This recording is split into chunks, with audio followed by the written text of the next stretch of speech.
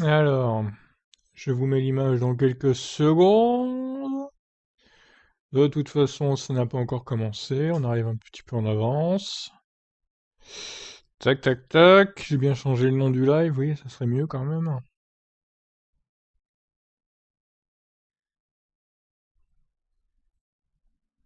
Allez, c'est bon, allez, go.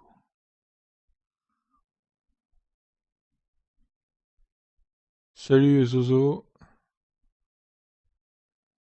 Alors, go. Aston Martin AMR22. Bon, ils ont dit que ce serait la vraie voiture et pas une maquette, donc c'est plutôt pas mal. Donc comme hier, j'ai mis le chat à droite du stream Aston Martin. Vous voyez que ça défile. Latifi will beat. Oh non, pas Latifi, au secours.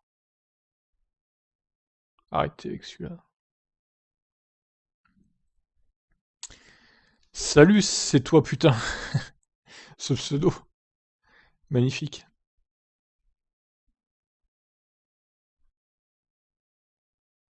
Bon, il va être 15 h, donc on attend que Aston se bouge le fion, tout simplement.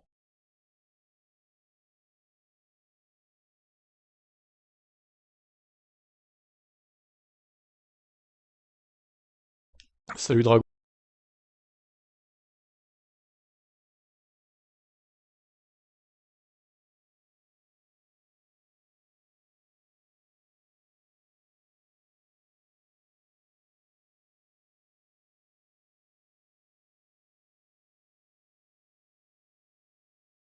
Ouais, magnifique pseudo.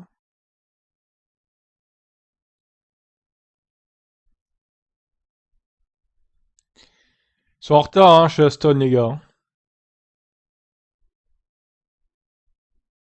Formula One car for the 2022 season. 109 years ago, Lionel Martin took on the challenge of the Aston Clinton Hill climb, with the ambition of making the ascent faster than anyone had done before. That was the dawn of Aston Martin, and over a century later, there's a real sense of excitement, because the Aston Martin Aramco Cognizant Formula One team is on a mission to climb to the summit of Formula One, powered by its partners, team members and fans. The 2022 Formula One season starts here. Let's go inside.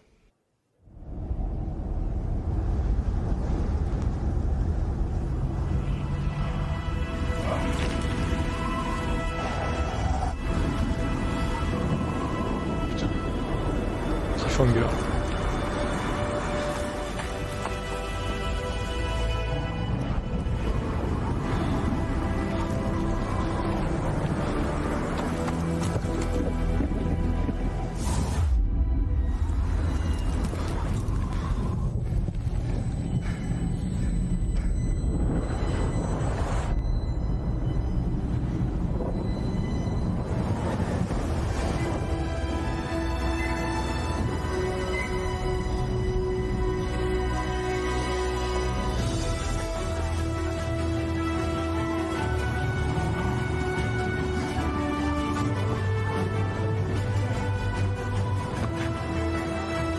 Alors, il va falloir m'expliquer le rapport entre de l'escalade, du cyclisme et la Formule 1. Tout simplement. Ah, le mode de pilote. Magnifique.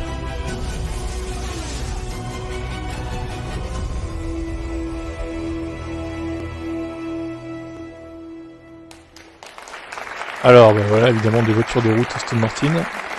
Et l'Aston Martin AMR22 sous le drapeau. Salut Pfa.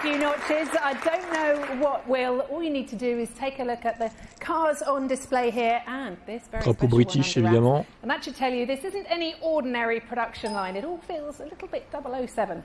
I had to mention him eventually, didn't I? Right, let's get this underway. I'd like to introduce you to the main man around here, the executive chairman of Aston Martin Lagonda and Aston Martin Aramco Cognizant Formula One team. Please welcome to the stage, Lawrence Stroll. Le Big Boss arrive.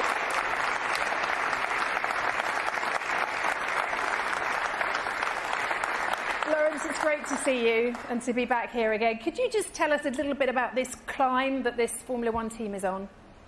Thank you, Rachel, and great to see you. First, Aston Martin has always stood for excellent, and it's here at Gaydon that excellence is created. You can see from the cars here what Aston Martin is all about. Ultra luxury, performance, innovation, and excellence are all what we strive for. And these cars exemplify that we are the world's only independent ultra-luxury car group, and we continue to celebrate our heritage as we drive towards an exciting future. Well, Lawrence, we've got some stunning cars on display here. Can you tell us a little bit more about these ones we're sharing the stage with? The DBX 707 is not just the world's fastest ultra-luxury SUV. It has been redefined performance and driving pleasure in that category. Évidemment. Everything on the DBX 707 has been enhanced, from how it looks to how it performs, to create the ultimate SUV. The Valhalla, am I right, rather different, truly driver-focused mid-engine hybrid supercar. The object of Valhalla is to immerse the driver with a supercar experience. It's a slice of Formula One for the road. The hybrid technology, the aerodynamics, and of course the performance are all designed to thrill, and we've achieved that. Finally, there's the Valkyrie AMR Pro, the ultimate no-rules hypercar. This is what happens when you're unconstrained by racing regulations or registration for road use. The AMR Pro is a step beyond the original Valkyrie, a car intended for the racetrack with performance approaching that of a Formula One car.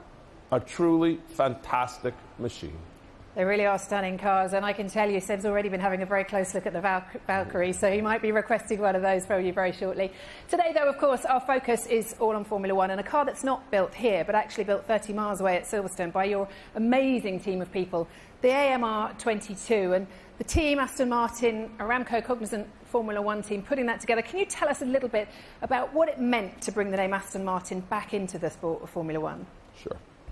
Aston Martin re-entered Formula One in 2021 after an absence of more than 60 years. Bon, ça se voit pas du tout qu'il lit son prompteur, hein, notre cher Laurence. Was year one of a 5-year plan. Pas facile, hein. And now we continue our journey to climb. More than a century ago, Aston Martin began its ascent to the summit of the automotive world, the Aston Clinton Hill Climb, which is about an hour's drive from here. And it was there where Lionel Martin launched Aston Martin into the heat of competition. That was the start of the climb that our Formula One team is still on today. We are continuing our journey to the summit of Formula One, the most competitive and the most prestigious racing series in the world. And we want to win. But we know that winning isn't easy. That's why we have a 5-year journey and a plan to keep climbing and to get to the top. To win in Formula One, everything has to be just in the right place, and a lot of moving parts have come together. The sport is constantly evolving, and unless you evolve with it, you'll be left behind. You need the right people in every part of the team. And you need the right partners to help make it all possible. We're going to do it as a team because it takes the power of a team to be successful in Formula One. Well, it's wonderful to have that Aston Martin name back in the sport, Lawrence, but it's also helped you bring in some great partners as well, hasn't it? Yes, it has. At Aston Martin, we have a wonderful and highly valued title partner in Cognizant. And I'm more than delighted to welcome Aramco to our team. Aucune émotion pour Laurence. Important strategic partners of ours. I am also delighted to welcome all our other partners here today. In fact, and to share this moment with our fans as well, who have been with us from the start. We climb together. Our collaboration with Aramco will fundamentally underpin efforts made by our team and Formula One Lever le drapeau. Ah, il faut attendre qu'il finisse son discours. Of using 100% sustainable fuels by 2026.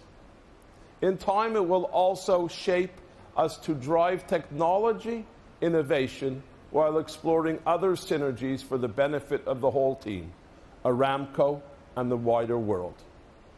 Additionally, Aramco will play a key role in the development and operational success of the new Aston Martin Formula One campus at Silverstone, which will be the world's most technically advanced motorsport headquarters when it's completed later this year, providing us with a state-of-the-art, first-in-class, built-for-purpose design, engineering, manufacturing, and testing venue to complement the developments of composite materials and 100% sustainable fuels. You mentioned our campus just some 30 miles away from here. Can you tell us a little bit more about it, how it's going? The new factory, also a series statement of our intent, will be operating out of next year, bringing all of our Formula One related operations together on one campus, which will make our working lives a lot more efficient. It will be a wonderful place to work to, with first-class catering facilities, top-class catering and training facilities, breakout areas, and everything else a modern Formula One team needs to optimize human performance with the goal of designing and building winning cars. It will be the first all-new Formula One factory in the UK for 19 years. It's going to be a game changer for our team. Eventually, we'll have our own wind tunnel, which is going to be joining us as part of our vision to make Aston Martin Aramco Cognizant Formula One team the World Championship organization it deserves. That's for the near future.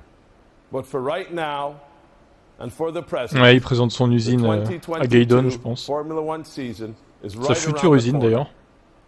And I'm pleased that Aston Martin, part of this wonderful sport. I'm also as proud to be part of this. Il est fier de faire partie de la F1. Grateful and thankful more than all the other great women and men around the track, at the factories, who are helping us race around the world. We'll keep climbing, and we'll climb until we reach our sights and our summits. But for right now, the moment we have all been waiting for, the next and most serious AMR22 is just seconds away. Lawrence, thank you very much. Alors, est-ce qu'ils vont ramener les pilotes avant de révéler cette voiture quand même? Ça serait bien. And thank you. Merci Lawrence pour cette intervention. Right, this is it. This is the moment you've been waiting for. It is time to see the AMR22. Flashing image. D'accord, super. Merci le warning. Alors, du coup, qui c'est qui va enlever le drapeau? Les pilotes, j'imagine. Salut Cadet. Voilà, quel suspense incroyable.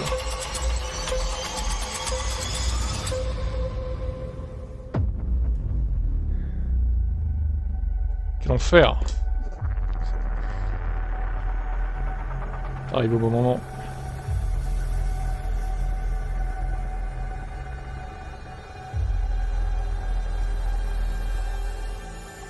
Regardez, ils ont volé la voiture, elle est plus là. Elle a disparu. C'est Mazepin qui l'a volée. Et gros fan dans le chat de Vettel, à droite. D'ailleurs, combien y a-t-il de viewers sur le stream Aston Martin? Je vais les regarder. 164 000, ah oui. Ça fait du quand même.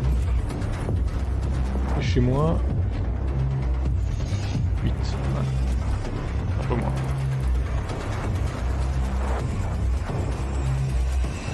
Bah dis donc, elle se fait attendre dans cette voiture. Hein.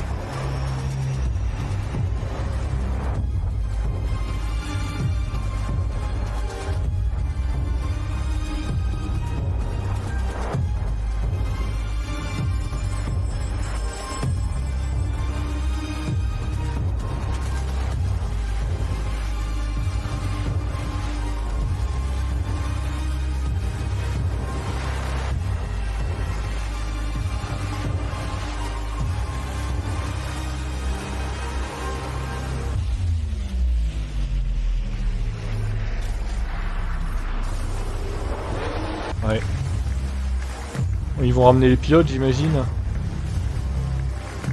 Pour nous parler de cette nouvelle voiture. Oh, le nez est bizarre, hein, il est plat. Hein. C'est pas du tout comme la maquette de la Red Bull hier.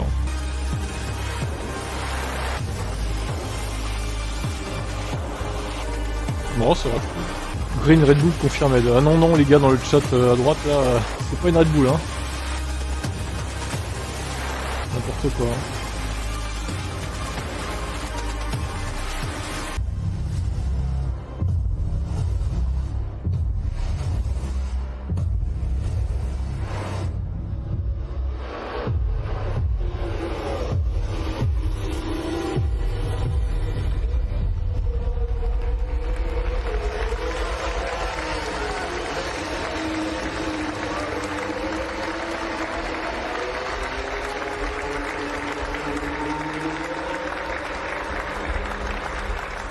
I love that the first time you saw the images of that car, you were applauding straight away. It looks spectacular.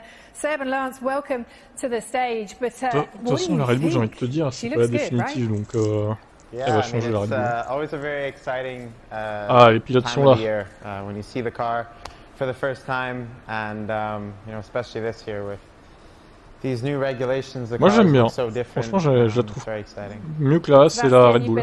Même si on sait que la Red Bull c'est une maquette hein, du projet 2022, donc c'est pas la vraie Red Bull. On verra la vraie les essais privés. Mais bon. Yeah, it doesn't feel like it's been such a long time. Après le vert, bon, c'est Aston Martin. Je suis pas fan de la. Years on you though, so it's fine, don't worry about it. Il a pas mal de cheveux, hein, Seb là. Ça change de l'année dernière, hein. Il a la calvitie de fou là. Well, it's ready. Let's get into it. So it's more exciting to drive since you know this year there's so many novelties and so many things we are keen to find out and look forward to. I think you know, it's been an incredible project, a lot of work that went in, and to see it from scratch and now coming together and now being built right in front of you, I can't wait to step inside and see how it feels. How have your winter preparations been? I know you fulfilled a bit of a dream the other week when you sat alongside Stig Blomqvist. How was that? Yeah, it was fun. I mean, he's a real legend, and obviously I was going a lot more sideways than usual. So back to normal, I would say, when we jump into this. But yeah, overall the preparation has been good. It was good to get a couple of weeks off, but fresh now to go, and can't wait, as I said, to jump in the car to start testing. We shake the car down and then you know, get into winter testing, the two of us, and yeah, and then you know, in nearly, I think, a little bit over a month's time, we'll be at the first race. So I'm very much looking forward. And Lance, I mean, you say you can't wait to get racing in this. It looks fantastic. Do you think these rule changes are an opportunity for Aston Martin to go from point scorer to podium race winner, I should say? You've been on the podium before, but to a race winner. Do you think that's there this year? Well, you know, I think it's a very exciting time for Formula One. I think it's an opportunity for all the teams. With these new Regardez ce fils de riche. I think, you know, for us, we have to remember it's about long-term vision. It's about, you know, the future. And I think, you know, at this stage, it's also important to, you know, get out there and understand this car, learn about it. You know, it's going to be so different to what we've been used to in the last few years that there will be a lot of learning, but it's very exciting, that's for sure. And how was your winter? Plenty of skiing, I imagine. It was great, yeah. Had a nice time, but ready to get back behind the wheel. Well, Sebastian, Lawrence said earlier on, this is the start of a 5-year plan for this team. How are you using your experience to help the team and drive them forward? Well, ideally accelerate it a little bit. So, yeah, I think, you know, it's always a big effort. And since there's so many novelties this year, it's very difficult what to expect. So to point out where we will be, it's impossible at this stage.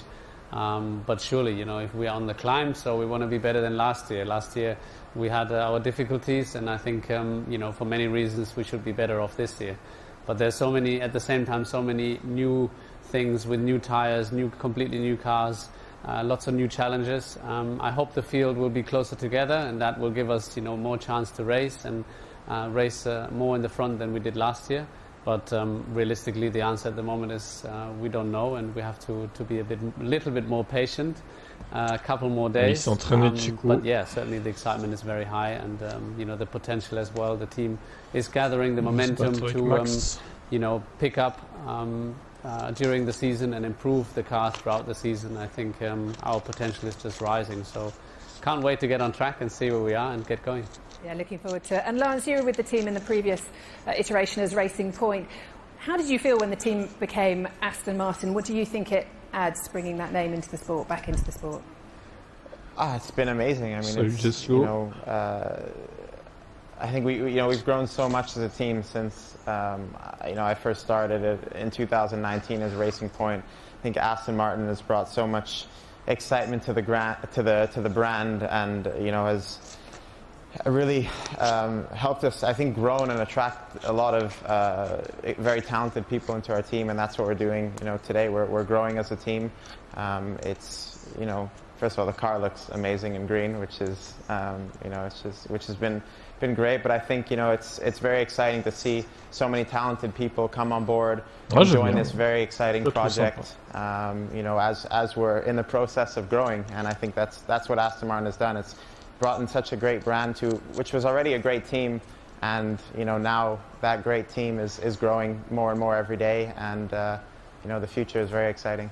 Great. Thank you very much for the moment, gentlemen. If you'd like to take your seats again, and we will have a closer look at this fantastic car.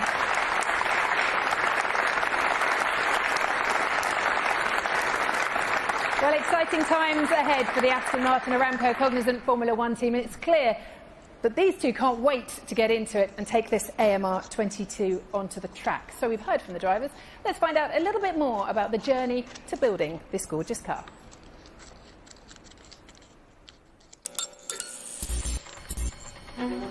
These set of changes are by far the biggest that I've ever seen in my career in Formula One. The whole rule book was effectively ripped up. Andrew Green. The objective of the rule change was to allow cars to follow more closely, pass more often, race more competitively. The geometry of the car's changed this year. It's such a radical departure. The aerodynamics and the tyres, they're the two big differentiators. The car is a ground effect car. We haven't had that kind of a thing in Formula One since the early 80s. We are really throwing away everything that we've done previously. We're starting again.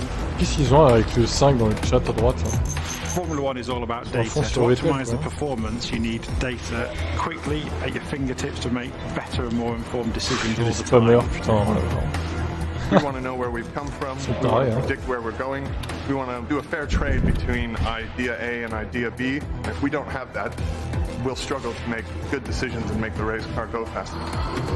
Because we have no real data on this car, we've had to really push the boundaries of the virtual development. In a very controlled environment, we can dictate the weather, the wind, the temperature, whether it's raining or not.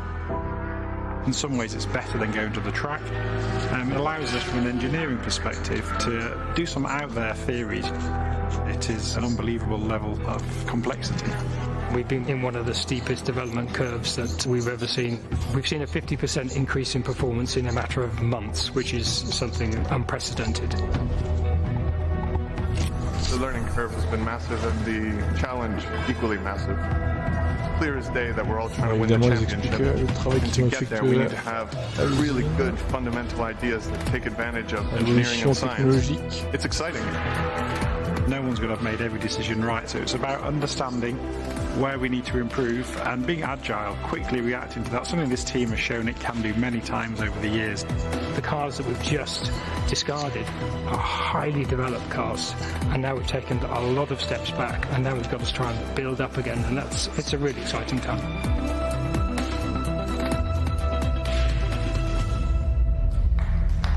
So let's take a look at the car in a little bit more detail then.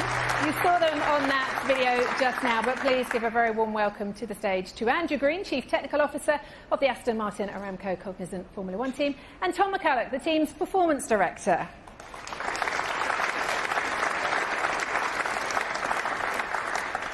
Now, Andrew, you're Chief Technical Officer for this team. Maybe you could tell us a little bit more about this AMR22 and also the challenges that these rule changes have presented to you. Yeah, massive challenge, as the VT just showed. It's a change of regulations, massive change of regulations to roll back to a ground effect car.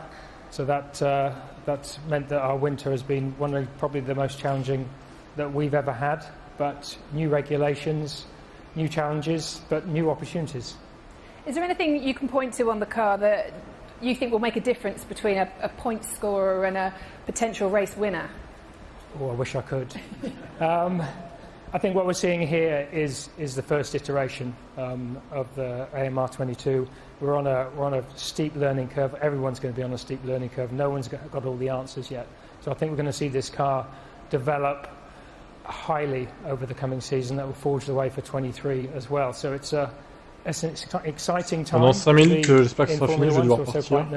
À 30, je vais couper, je pense. Talking of exciting, can't talk about Formula 1 without talking about tyres. La vidéo, des photos, là, let's have a look at these. These are the new 18-inch wheels that we've got this year. What difference has that made to how you approach the design of the car? And what difference do you think they'll make in general? Yet another challenge. We're hoping that the tyres will allow the drivers au moins, eux, ils ont les couilles de présenter la voiture, on va dire quasiment finale, quoi. Contrairement à Red Bull, qui prétend ne pas avoir terminé la voiture en usine. Bon, aerodynamics before, so there's a lot of data to gather. No, I'm really hoping that they will allow the drivers to push harder and we'll get better racing, which is what we all want. Quant à As, bon, de toute façon, ils vont finir dans les derniers, donc qu'on voit la vraie ou pas, j'ai envie de vous dire. Ça change pas grand-chose. Moi, je me trompe qu'ils sont en top 10, je pense. Putain, alors là, quand même. Yes, Andrew was saying we've been developing this car, in a virtual world over the last year. Whether in the wind tunnel, in the simulator. Ce serait incroyable. It's fantastic to see the car here in real life and to be starting very soon to be generating some real car data where we need to understand the car, understand how that correlates to all our development tools. As Andrew was saying, the aerodynamics, the tyres, they're the big differences for us, the challenge ahead this year. We get excited about rule changes. Do you guys get excited about them? I know it means long days, long nights, a lot of work, but do you get excited like we do? For sure. I think from an engineering point of view, there's nothing more exciting than a huge regulation change. As Andrew was saying, it's quite scary at times too. But we've been having to go back to the drawing board, clean sheet of paper in so many areas, and it's been fantastic fun working with a great team of people we have back at Silverstone, evolving to what you see now. And as Andrew was saying, that's only going to develop. Donc demain, McLaren à 20h. So, yeah, this launch car, ce sera plus tard qu'aujourd'hui et que hier. It's great to be stood here in front of it now. Great. Tant mieux d'un côté, comme ça, c'est pas en plein après-midi, il y aura plus de monde peut-être. C'est vrai qu'à 15h, Thank you. Right, now there are a couple of other people here that we should have a chat with as well. First, un peu chaud, Aston Martin Aramco Cognizant Formula One team's driver ambassador, Jessica Hawkins. Give a warm welcome to Jess, please. Jess.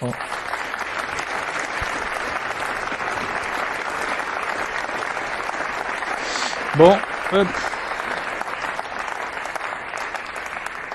Now, Jess, you joined the team last season. How much of a thrill is it to be part of a Formula One team? Yeah, amazing. I never thought it would be possible, but here I am. And to learn off of two of the best drivers is incredible. And driver ambassadeur. Welcomed me with open arms when I started. Within a few hours, I felt so a part of the family. And it was amazing. So, yes, extremely happy to be back in 22 and to witness this new era of Formula One. Vers 18h, 18h15, yourself, haven't you, as a stunt driver as well, including the latest James Bond film as well. You must be looking at some of these cars here thinking there's a lot of fun to be had. Yeah, a couple of them looking quite familiar and very fun, actually. I've been there's no car keys left round, unfortunately. But ouais, je vous laisse, moi je vais y aller, malheureusement. Bon, de toute façon, le live va bientôt se finir. Je pense qu'on a vu l'essentiel de la voiture et je vous dis à ce soir sur Twitch si vous voulez 22h30. On verra ça. Allez, sinon à demain pour 20h McLaren 2022. Allez.